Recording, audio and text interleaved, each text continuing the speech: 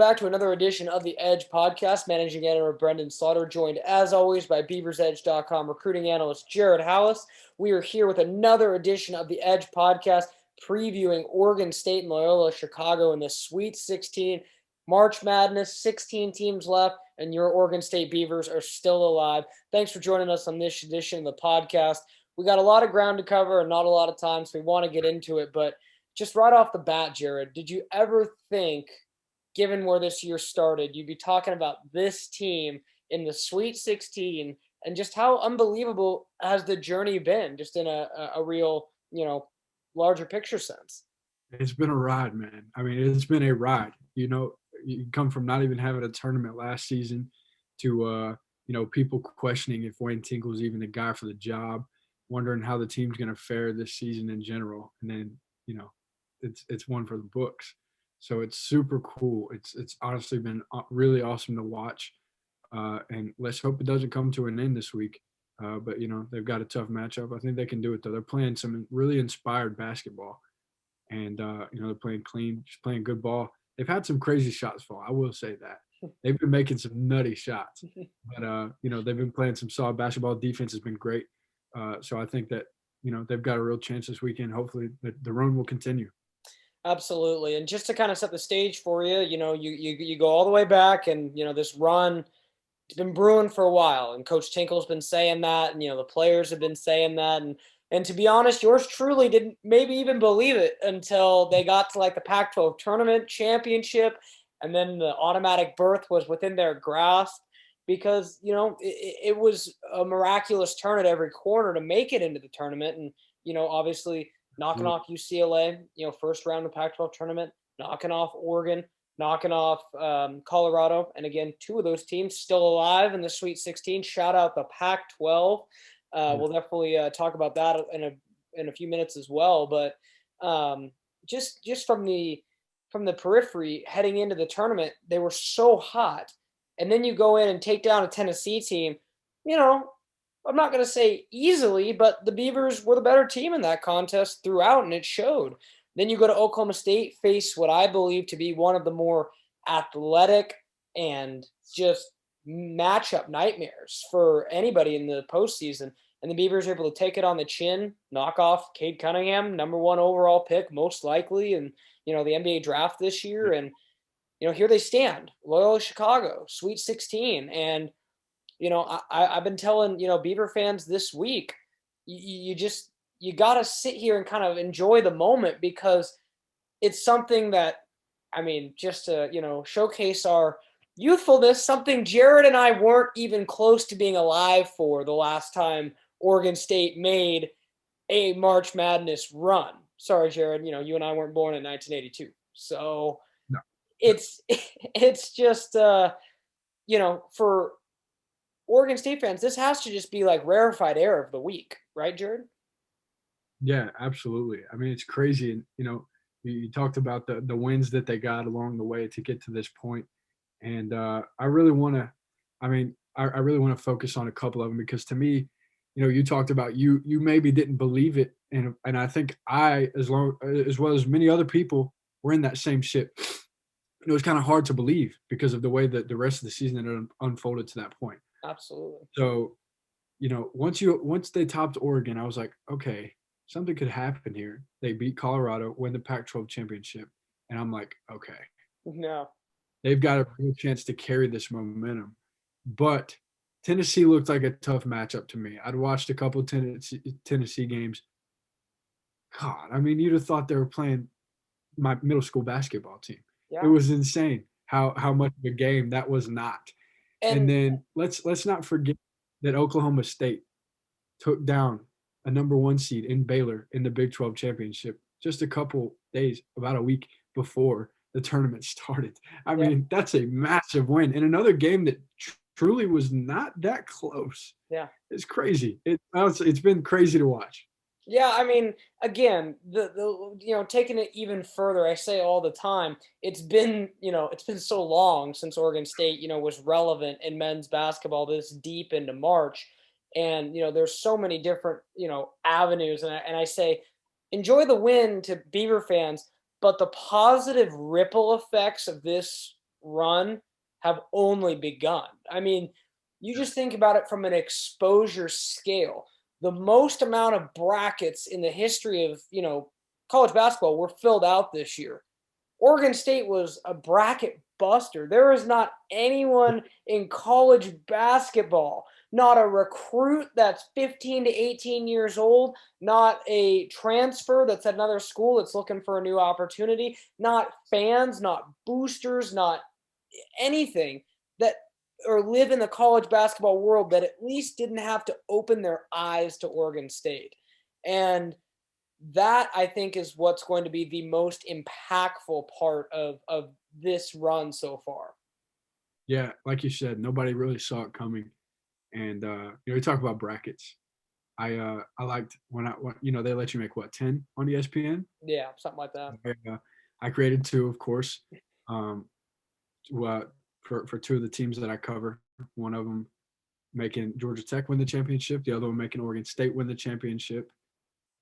So one of those was quickly busted, the other one's still alive. I don't think the matchups have been exactly what I wanted them to be, but I do have a bracket with the Beavs taking home the title. So the hope's still alive. But yes, to your point, if I had one bracket to fill out, I don't think I would have had Oregon State slated in the Sweet 16 and in a position to take down another team that's played very well also to this point. If you want to get into that, Yeah, in the one bracket that I kind of had the most confidence in, I think I filled out like two or three, and there was kind of one that I kind of publicly was like, okay, this is the bracket that I'm going forward with. And that was the one I had Oregon State going to the Sweet 16. It is the proof is in the pudding. It exists. I can documentation. The receipt is there in black and white. But I had them losing this game to Illinois. I thought Illinois, I had a lot of confidence in Illinois, and we'll get into that momentarily. But just to kind of wrap up this thought, Jared, on the impact before we get into this matchup against the Loyola Chicago Ramblers. How much do you think that a run like this, where, as I just mentioned, there's not a chance in the world that there's a college basketball recruit that doesn't now know who Oregon State is and doesn't think Oregon State can be relevant in March, in my opinion. Yeah. So what does this do for, Beavers Edge fans like to talk about the star guys? Is this a situation where maybe you have, a bigger time recruit who in previous times was like, yeah, Oregon State, but they're not relevant in March. How much does maybe this go, well, heck, yeah, I like Oregon State. I can play. I can see myself playing there. I can see myself with Coach Tinkle. How much does this open the door and unlock this program being able to perhaps, take that jump and make this be consistent in the postseason? Yeah, I think it does a lot. Basketball recruiting is pretty different from football recruiting. I mean, you're only going to take 2, 3, maybe 4 guys per class, so you really have to be selective with those guys. And you see, looking at the past, and you even see looking at this class, we'll have a snapshot going up tomorrow. But you see that they do like to take some swings on some bigger fish per se. I mean, they've got offers out to guys right now who have 35 plus offers. And yeah, I mean, when you get to a point where there's only 16 teams left in the tournament and you're one of those teams, absolutely it turns those guys' heads because, again, if you're a basketball recruit, you want to be a part of a team that's more of a winning program. As a basketball player, you don't have to stay for more than 1 year. So the whole family stuff that we often see with football, the whole, culture, aside from winning culture, but, the tradition, stuff like that, it doesn't matter as much. It matters, but not as much. These guys want to compete. They want to play ball. They want to get out there and they want to get to the league. So seeing Oregon State do this, putting themselves on a national scale where everybody's watching is absolutely, it's not only big for the current players, which I don't want to skip over that either. The eyeballs that these guys are getting right now are huge. But it also definitely sets the tone, just to answer the question, for the guys watching who are in high school and have that decision to make for sure. Yeah, I think just in a lot of ways, just to kind of put a bow tie on this before we get into the matchup against Loyola, it's just the way that I see this. It takes time, obviously, but whereas maybe Wayne Tinkle and his staff couldn't get the key to the door to go into living rooms, now maybe you can. Yeah. And we know that Wayne Tinkle and his staff have an unbelievable message in selling Corvallis and the, real hard work blue collar mentality.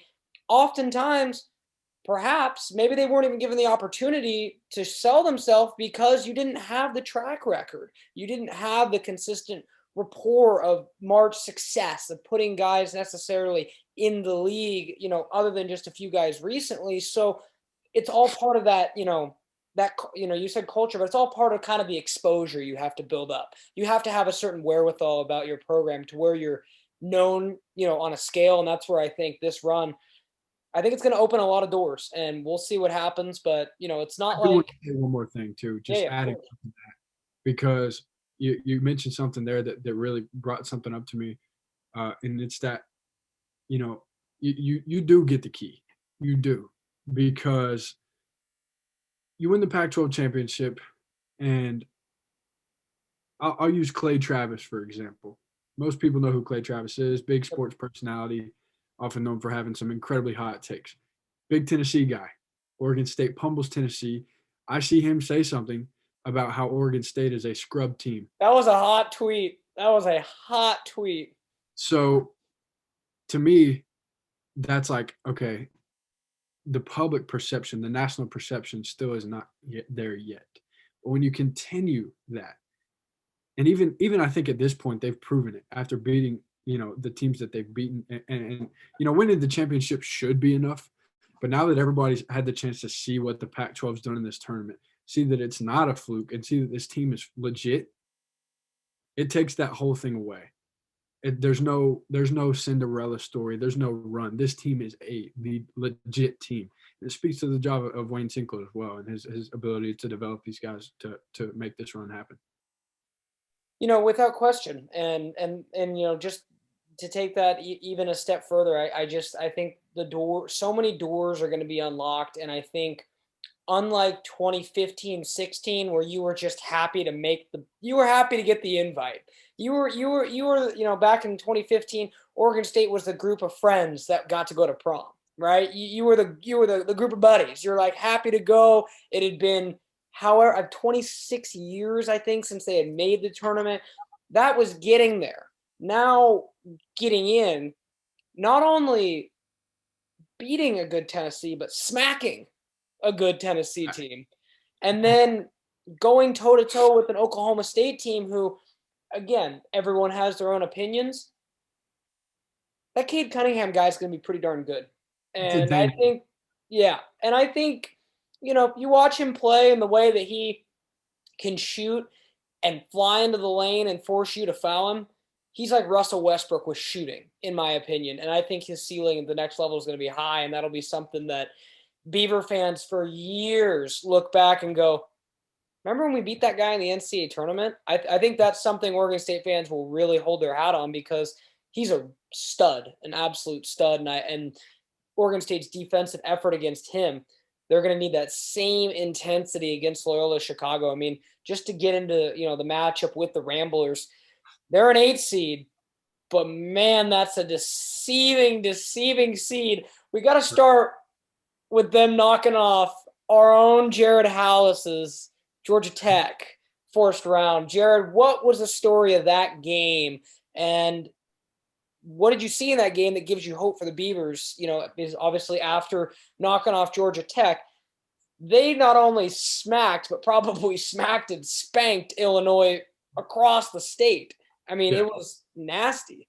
And both of those things are things I want to touch on. You talk about the probable improper seating of Loyola Chicago, which I think is probably a mostly agreed with opinion.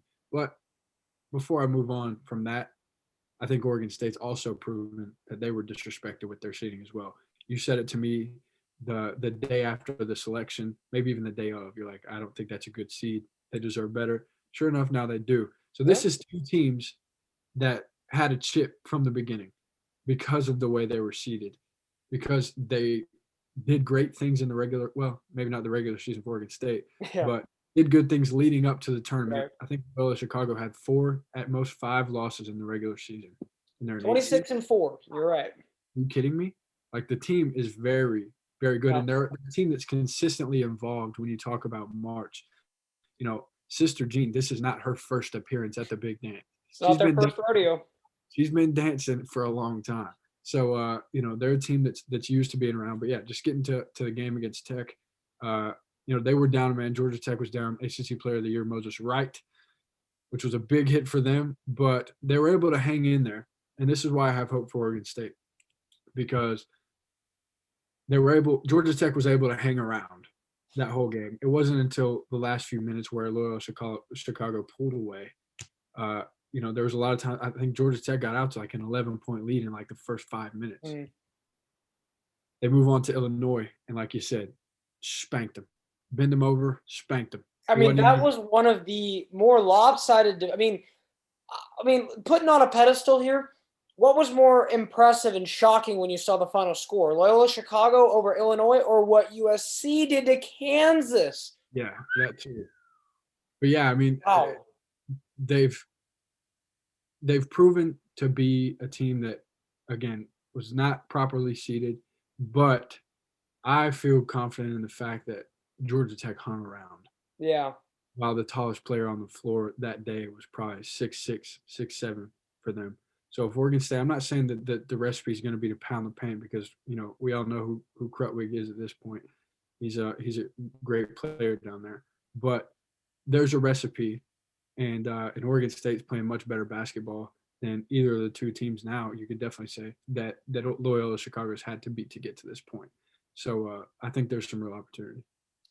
Yeah, it's interesting because, just from what I've, started my research into the Ramblers, and, stay tuned to BeaversEdge.com tomorrow, as we'll have, an in-depth preview along with this podcast and Jared's story as well. Tomorrow's going to be an awesome day as we're recording this on a Wednesday, and this as well. So Thursday and Friday, Beaver's Edge, place to be. We'll kind of just drop that little plug there. But getting in with the Ramblers, the thing that jumped out most to me right off the bat is the fact that they allow the least amount of points in NCAA basketball. Yeah. Period. Of any team, like dancing or not. 55.8 points a game allowed. And you think, knocked off Georgia Tech 71-60, knocked off Illinois 71-58.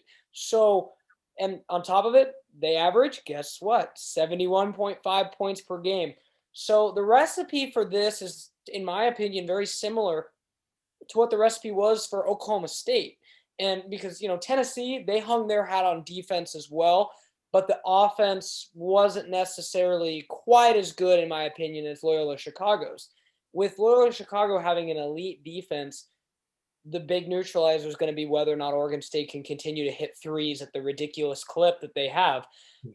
In the regular season, I think 33, 34%, nothing, amazing. And I think the Beavers are, 5 or 6 percentage points higher than that during this stretch run. They've hit some crazy threes. They've, had some good looks. Guys like Maurice Kalu have come in and hit threes, so on and so forth. If the Beavers can stretch the floor and be able to hit those threes that we've been saying for weeks now, man, they weren't hitting those in the regular season. I think they can hang with them. I really do. But you've got to factor in as well that Loyola Chicago has also made their fair share of threes so far. Yes. This term. I think they had nearly 10 against Tech. Not too sure what the number was against Illinois, but they're scoring at a really high clip as well. So you talk about the defense, absolutely, but I don't know if I expect them to go for 70 points every game either.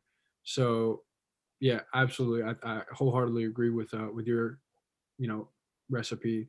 I think if they can really spread the floor, get some open looks from three, try to knock down some sure shots. Like you said, they've made some pretty crazy ones. So if they can really get some good looks, then I think they could. I really think they could pull this off. And honestly, I don't want to jinx it, but I've got the Beavs. Yeah, so that's the thing is, Oregon State fans are going to be going up against the Sister Jean Magic here, Jared. So, they're going to need all the luck they can get. But I don't, all joking aside, I don't think it is luck. I think it's just going to be the fact that this team is playing with an unshakable confidence. The Beavers may very well come up short in this game, but the thing of it is this group, there's no quit, there's no, you know, intimidation factor. And with all due respect to the field, I think outside of like a Gonzaga, I don't think this team would be just like, ever shaking in their boots to walk into a game. And that's what I think so many have expected. Well, Oregon State's going to be intimidated by UCLA. Oregon State won't be able to get over Oregon, won't be able to get over Colorado, won't be able to get over Tennessee, won't be able to get over Oklahoma State. And the narrative this week, it, I saw, Porter Mosier on First Take with Stephen A. and Max Kellerman this week. They are quite literally one of the media darlings and getting a lot of hubbub, a lot of buzz. Oregon State, not given a huge chance in this game publicly. And my whole overarching point in that is that's just fine for Wayne Tinkle and company. They thrive on that. They've got, 12 written in their jersey collars for a reason. They just so happen to be a 12 seed in the tournament. There's just something magical about this group. And that's not to disparage if they fall up short or win. It's just this team is not going to go out without a proper fight. And given where they were in January, it's an incredible journey. And, it's something you almost have to sit back and marvel at. It's tough for the casual basketball fans and even the ones that really get into this kind of stuff, because I think in general Loyola Chicago is a team that you want to do good, because again, it doesn't matter if they barely lose in the regular season, they still are not getting respected by their seeding. So you want them to outperform that, because they're a good team, they're a fun team, they haven't done anything wrong to anybody. So you want Loyola Chicago to make a run. At the same time, like you said, a lot of people like to root for the underdog, which has been Oregon State from the beginning. Right. And it's been fun, I think, for everybody. You don't have to be an Oregon State fan. It has been fun to see them do what they've done to this point. So I think that I think it's going to be difficult for people to decide who they're rooting for, unless there's bracket stuff involved, which Right. I'd be danged if a lot of people had this matchup happening. But it's going to be tough. But again, I'm sticking with my prediction, and I'm excited. I'm really excited for this game. I'm super pumped for this basketball game. Yeah, it's going to be fun. And, I'm excited because, Beaver fans get to wake up on Saturday morning, 11:40 a.m. That's morning basketball. You got to love that. So, Yeah. That's going to be fun for Beavers, to enjoy, start their weekend. And, for me, as I kind of look to, start to angle towards my prediction for this, I think, it's going to be interesting to see what the balance is with how Oregon State matches up, particularly with the straw that stirs Loyola Chicago, and that's Cameron Krutwig. If Roman Silva, Rodrigo Della, De'Aaron Tucker, if they can make him work for everything, because 15 points, 7 boards, and 3 assists, he kind of makes everything go. And we've kind of seen what he can do when he's on. If the Beavers can play solid defense and then be able to kind of control the tempo of the game, I like their odds because, again, you look at how the bracket shook out, it probably would have been more advantageous for Oregon State to play them right away. But I still think it's a factor that for Loyola Chicago, other than perhaps reaching the Final Four, the national championship game, their Super Bowl was getting to play Illinois. And their Super Bowl trophy was getting to beat Illinois, because every single player on that Loyola Chicago roster probably wishes they had gotten recruited to play basketball at Illinois. Just like every single, and I want to make sure I don't butcher the name, Abilene Christian player wanted to play for Texas. So that factor, I think, does factor in a lot. And, they beat Illinois like a drum, and now are sitting on that for a week. So, maybe that plays in Oregon State's favor. Maybe it doesn't. I like to just, stand out the facts, but I think it could be a factor. So when you combine all that with, the other narratives, I think Oregon State will be able to hang, but they're going to have to, play another fantastic basketball game, because this is an elite opponent, in my opinion. Yeah. Yeah, I agree. I think we're both leaning the same way here. The potential is definitely there, man. It really is. So they've got to play some sound basketball. Just keep doing what they've been doing. If they do that, they'll win the game. Yeah, There's no I'll tell you what. there's no rescue, man. Keep playing with that chip and just they're just in the Let's most. do this. We're gonna speak it into existence. Should they win, Jared and I'll be back bringing down the reaction on the next pod. So But to we're put just it gonna in the speak it. simplest of 2021 terms, those boys are just hooping, man. They Yeah. are just hooping. But on both sides, it doesn't matter. They're just Yep. playing some dang good basketball. It's been so awesome to watch. I cannot wait for this game. I can't Yeah. wait. Yeah, I mean, see, folks, you can't even keep Jared Halus contained. It's past 10 o'clock where he's at, and this guy's fired up, ready for basketball that starts 48 hours from now. This is the passion and pageantry that you get at BeaversEdge.com. So it's absolutely the place to be. All